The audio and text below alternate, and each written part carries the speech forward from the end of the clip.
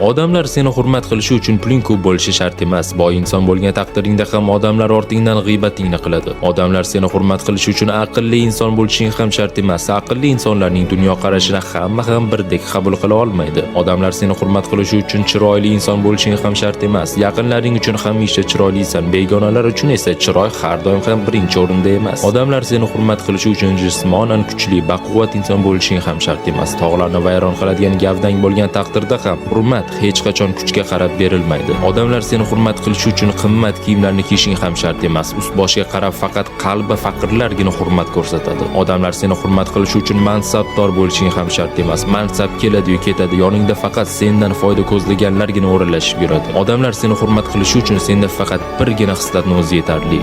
Muomala. Mana gap nimada?